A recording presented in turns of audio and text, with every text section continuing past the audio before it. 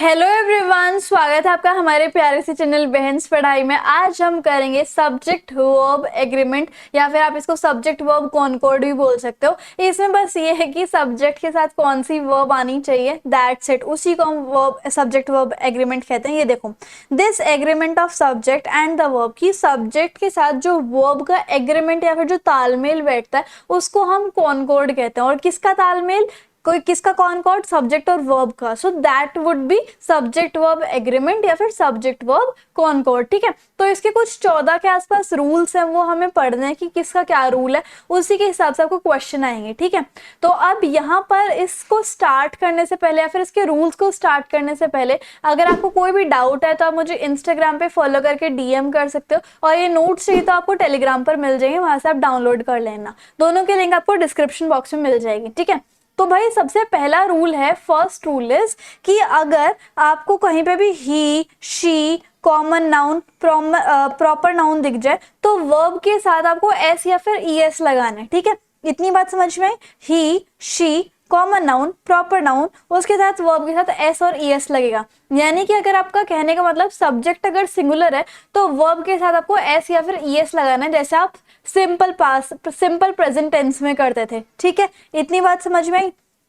इसका एक एग्जांपल देख लो, जैसे कि अकाउ, अकाउ जो है वो कॉमन नाउन है तो वर्ब के साथ क्या लग गया, एस लग गया। अकाउ ईट्स है। ठीक है, अब शी है, शी जो है वो क्या है, सिंगुलर है। ठीक है, अब शी के साथ गो, गो के साथ क्या आ गया, ईएस। ठीक है, शी गोज। अब माय फादर क्या है, कॉमन नाउन है। ठीक है, उनके साथ डू यानी कि वर्ब, और वर्ब के साथ एस या फिर ईएस आ गया। ठीक है, सो यहाँ पर जब भी आपको कोई भी सिंगुलर नाउन, सिंगुलर सब्जेक्ट दिख जाए, जैसे कि ही, शी, कॉमन या फिर प्रॉपर नाउन, उसके साथ वर्ब के साथ एस या फिर ईएस आ जाएगा। समझ में आई बात? ओके, अब रूल नंबर 2 क्या कहलाता है कि जहां पर भी आपको वन ऑफ दिख जाए, क्या दिख जाए, वन ऑफ दिख जाए, प्लस आपको कोई प्लूरल नाउन दिख जाए, जैसे कि वन ऑफ यहाँ पर है, माय फ्रेंड्स जो है वो प्लूरल है, मतलब ज्यादा की बात हो रही है, वन ऑफ माय फ्रेंड, उसके साथ आपको वर्ब के साथ एस और ईएस लगाना है। जैसे कि वन ऑफ माय फ्रेंड्स, अब लिव जो है वो वर्ब है, वर्ब के साथ एस लग गया तो लिव्स। ठीक है,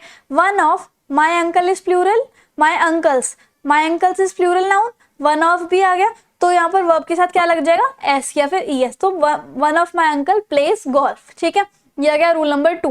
रूल नंबर 3 क्या होता है कि जब सब्जेक्ट और वर्ब को अलग कर दिया जाता है किसी एक फ्रेज या फिर किसी एक क्लॉज के द्वारा, तब जो वर्ब है वो सब्जेक्ट के साथ देखिए, अगर सब्जेक्ट सिंगुलर है तो प्लूरल वर्ब आएगी, और सब्जेक्ट प्लूरल है तो सिंगुलर वर्ब आएगी। जैसे देखो, the aunt who is irritated today is usually very good. जैसे कि आंट जो है वो सब्जेक्ट है, किसके बारे में बात हो रही है, आंट के बारे में। सो आंट जो है वो क्या है, एक सब्जेक्ट है, राइट। उसके बाद वर्ब यहाँ पर क्या लगी हुई है, इज, और वर्ब और सब्जेक्ट को किसने अलग किया हुआ है, एक लंबे से फ्रेज ने या फिर क्लॉज ने, जैसे कि हु इज इरिटेटेड टुडे।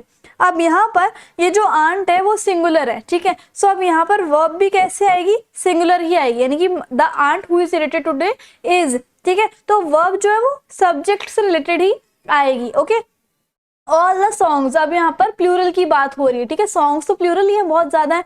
अब all the songs that she recorded on the computer, ये क्लॉज है। उसके बाद यहाँ पर वर्ब के लिए खांचा छोड़ रखा है, तो अब एक लंबा सा क्लॉज है, यहाँ पर सब्जेक्ट है तो वर्ब जो है वो सब्जेक्ट के हिसाब से ही आएगी। ठीक है, सब्जेक्ट है ऑल द सॉन्ग्स, तो प्लूरल के साथ क्या आ जाएगा, आर आ जाएगा, इस तरीके से। ओके, नाउ रूल नंबर 4 क्या कहलाता है कि जब एक से ज्यादा सब्जेक्ट हो और उनके बीच में एंड लगा हो, यानी कि सब्जेक्ट 1, सब्जेक्ट 2 और बीच में एंड, तो कौन सी वर्ब आएगी, प्लूरल वर्ब आएगी। ठीक है, so the fourth rule says that when a subject is made of 2 और मोर noun joined by an, the verb will also be plural. लेकिन but if 2 of them join to form a compound name of one thing, लेकिन कोई 2 नाम ऐसे जुड़ रहे हैं ताकि एक नाम बन जाए, तो फिर वर्ब सिंगुलर आएगी। ठीक है, जैसे कि a cup and a saucer, तो कप और सॉसर जो है एक ही चीज का नाम बना रहे हैं। ठीक है, इस तरीके से,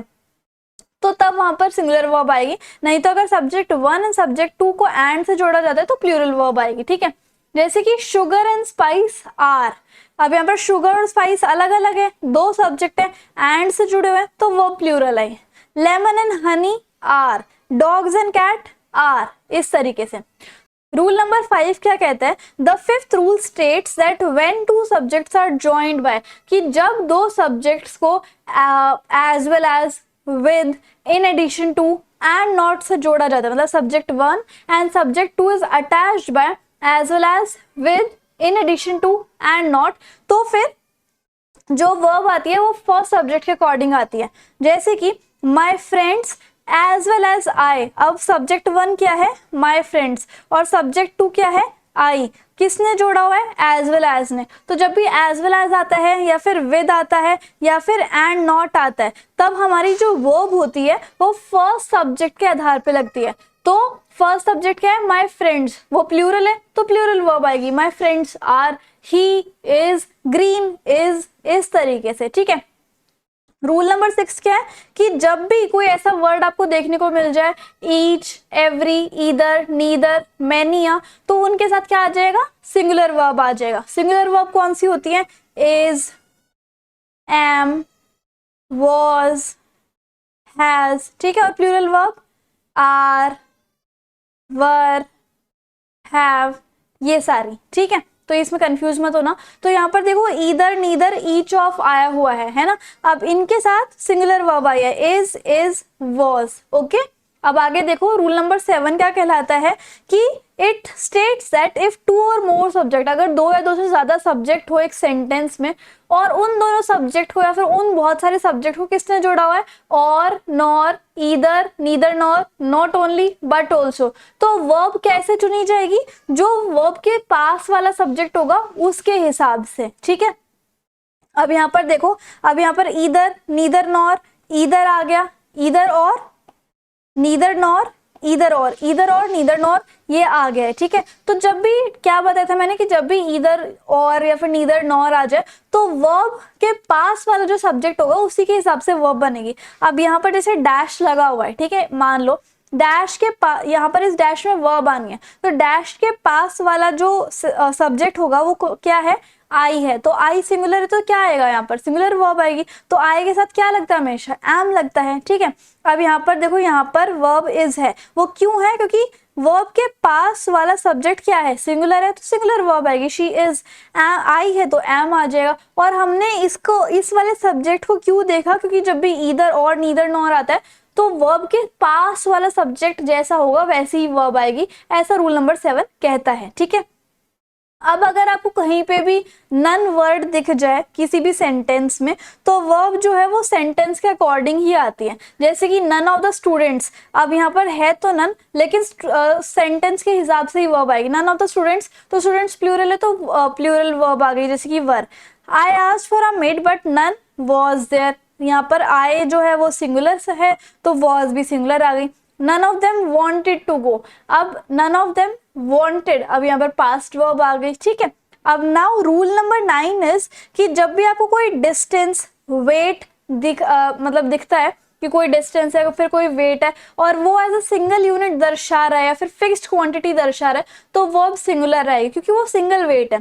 जैसे कि 500 रुपीज, 100 किलोमीटर्स, 4 किलोग्राम, ये एक सिंगल यूनिट को शो कर रहा है, तो वर्ब भी कैसी आएगी आपकी, सिंगल आएगी, ठीक है। रूल नंबर 10 क्या कहता है कि अगर कोई कलेक्टिव नाउन है, जैसे कि ग्रुप, हर्ड, टीम, तो ये सिंगुलर माने जाते हैं, तो वो भी सिंगुलर होंगी। लेकिन अगर मेंबर के, हर ग्रुप, हर इंडिविजुअल को कंसिडर किया जाए, तो वो प्लूरल माना जाएगा, तो प्लूरल वर्ब आएगी। बट अगर पूरे ग्रुप को एज अ कलेक्टिव कंसिडर किया जाता है तो सिंगुलर वर्ब आएगी, ठीक है। जैसे आप group of worker, was, singular verb I. A committee is, team of player is, इस तरीके से। नाउ रूल नंबर 11 क्या होता है, जैसे अनकाउंटेबल नाउन्स है। अनकाउंटेबल नाउन मतलब जिसको हम गिन नहीं सकते, जैसे कि फर्नीचर, शुगर, राइस, कोई इक्विपमेंट यानी कि टूल, तो वो सिंगुलर सब्जेक्ट माने जाएंगे क्योंकि हम इसको काउंट नहीं कर सकते, और इसके साथ सिंगुलर वर्ब आएगी, जैसे कि the furniture is, the stationery is, इस तरीके से। रूल नंबर 12 क्या कहलाता है, जस्ट लाइक एमेंड, ये कुछ नाउन है, जैसे amend, archive, compass, glass, trouser, इनको हम क्या बोलते, इनको हम क्या मानते हैं, प्लूरल मानते हैं तो इनके साथ वर्ब भी प्लूरल आएगी। लेकिन अगर आप पेयर ऑफ लिखा हुआ है तो ये सिंगुलर माना जाएगा, तो वर्ब सिंगुलर आएगी। समझ में आ रहा है? जैसे कि यहाँ पर एग्जांपल देखो, आप pair of gene, pair of आ गया तो वहां पर सिंगुलर वर्ब आई यानी कि इज। सिजर्स, अब यहाँ पर सिजर्स आए तो are. Need a pair of trousers, pair of trousers है तो सिंगुलर वर्ब आएगी। ठीक है। रूल नंबर 13 क्या कहलाता है? जैसे कि अब यहाँ पर कुछ फ्रेजेस है, a lot of, a great deal of, a plenty, plenty of, तो ये सिंगुलर कहलाएंगे। ठीक है, ये सिंगुलर कहलाते हैं और ये जो है किसी क्वांटिटी को दर्शाते हैं। ठीक है, ये सिंगुलर कहलाएंगे। लेकिन अगर ये नंबर्स में दिखाए जाएं, ठीक है, तो यहाँ पर एक प्लूरल कंसिडर होंगे और वर्ब उसी के हिसाब से लगाई जाएगी। जैसे कि अ लॉट ऑफ मनी, ये अब सिंगुलर है, अ लॉट ऑफ क्योंकि यहाँ पर आ गया तो वर्ब भी आपकी सिंगुलर आ गई। अ लॉट ऑफ मनी फिर से इज आएगा क्योंकि ये सिंगुलर दिखा रहा है। अ लॉट ऑफ स्टूडेंट्स, अब यहाँ पर जो है मनी जो है वो तो आपकी क्वांटिटी आ गई क्योंकि ये फिक्स दिखा रहा है। ठीक है, लेकिन अब स्टूडेंट्स जो है वो नंबर में आ गए। यहाँ पर देखो लिखा हुआ है ना कि when they are refer to as number, उनका अगर नंबर दिया हुआ है तो वर्ब जो है वो प्लूरल लगाई जाएगी, तो इसलिए यहाँ पर वर्ब जो है वो आपकी प्लूरल दिखाई जाएगी, है ना। रूल नंबर 14 क्या है कि जब भी नाउन कुछ ऐसा आपको दिख जाए जैसे कि न्यूज, फिजिक्स, मीजल, एथिक्स, ये वैसे लगते तो प्लूरल है नाम से, बट इनको हम सिंगुलर कंसिडर करेंगे और वर्ब भी सिंगुलर आएगी। जैसे cancer is, physics is, every parent teachers, तो इन सारे के साथ ये लगते तो मतलब प्लूरल हैं बट इनके साथ सिंगुलर वर्ब ही आएगी। तो ये कुछ चीजें, ये कुछ रूल्स आपको याद करना है और जो आपके ये एग्जाम्पल्स है, ऐसे ही आपको एग्जाम्पल ऐसा क्वेश्चन आएंगे तो आपको बताना है कि कौन सी फॉर्म ऑफ वर्ब लगेगी, उनके लिए आपको ये सारे रूल्स आने चाहिए। ठीक है, इसी के साथ साथ हमारे जो सब्जेक्ट वर्ब एग्रीमेंट है, फिर सब्जेक्ट वर्ब कॉनकॉर्ड है, वो खत्म होता है। आई होप आपको वीडियो और मेरे समझाने का तरीका अच्छा लगा होगा। So if you like the video and the explanation then please like, share, comment and subscribe the channel. Thank you so much.